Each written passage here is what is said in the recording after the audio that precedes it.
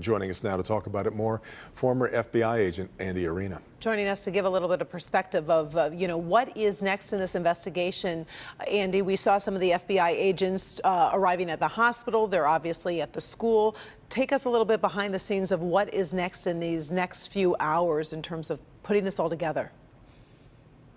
Well, I think, Karen and Devin, what we've seen obviously is some chaos at the beginning. That is what usually transpires in these types of cases. So law enforcement now is really going to dig into this individual, the shooter. Who were his friends? What drove this? What caused this? So they're going to be talking to people around him. They're going to be obviously looking at social media, his activity on social media. And, what was known before the shooting, what was he talking about, and what really drove him to do this? So, and, obviously, are there any other individuals involved in this out planet? So I think that's the next few hours what law enforcement is going to be looking at. Andy, we were told that first 911 call came in at 12:51, and that they had this 15-year-old student in custody within 5 minutes. Now, if there's gunfire firing around you, 5 minutes is an eternity, but that seems to be a pretty extraordinary response and obviously he was able to fire way too many rounds, but it seems to be about as good as law enforcement could be expected to do, doesn't it? Look, the first thing I got to say, Devin, is my hat's off to the Oakland County Sheriff's Department, Mike Bouchard, Mike McCabe, the undersheriff out there. I'm on their internet system. I get their tweets and their media information as quickly as it goes out. They were there as quickly as could be expected and had this individual. I mean, it was a quick response and it was a forceful response. So you're exactly right, Devin. I mean, responding after the fact, they did as well as they could. Was there something that could have been done to indicate this individual was going to do this before? I mean, that'll come up over the next few days. But my hat's off to the Oakland County Sheriff's Department for their response. I do have to ask you, and I know a little bit of this is speculation, but about profiling and talking with an individual. From what we understand, this individual shot all of these shots, and then when encountering police, did not shoot at police. In a sense, I guess in a sense, almost gave up, was apprehended. Is there any perspective on, you've dealt with a lot of different kind of situations and gunmen and things like that. What is that about? Can you give us any perspective? Well, in many of these situations, Karen, the individual, once they've accomplished their mission, it's suicide by cop or suicide by themselves. So this individual, I think over the next few days, will have a better take on what really drove him. But, obviously he felt that he accomplished his mission and game over. So it is a little bit different than we see in a lot of these situations.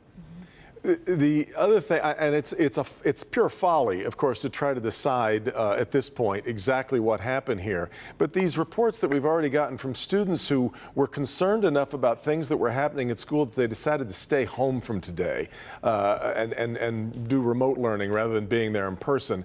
That's pretty glaring for someone like you, isn't it?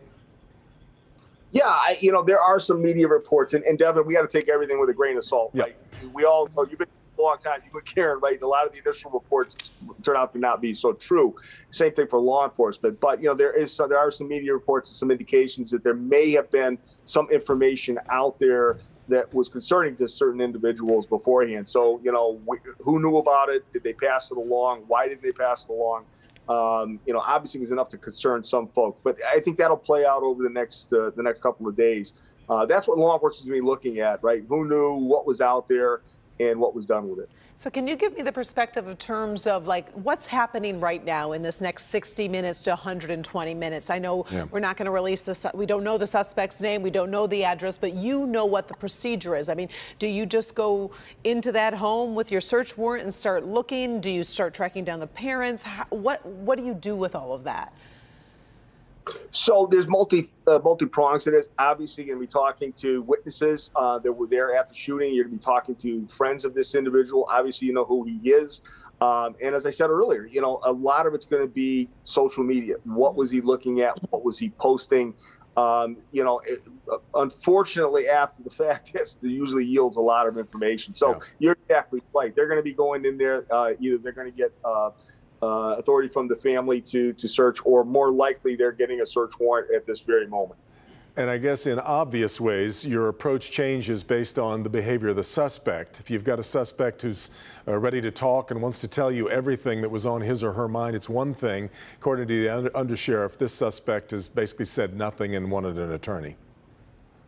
Exactly right. And even, Devin, even if the individual is going to talk, it's better to probably go ahead and get that search warrant in case he revoked it. There are some issues after the fact. Yeah. From a law enforcement standpoint, just cover yourself and get in there and get that evidence as quickly as possible. Andy, you've always got a lot of great insights as you move us through these unfortunately terrible events, but we thank you as always for your expertise. Good to have you here, Andy. Thank you. All right, and we are waiting on another. Thank you, Andy.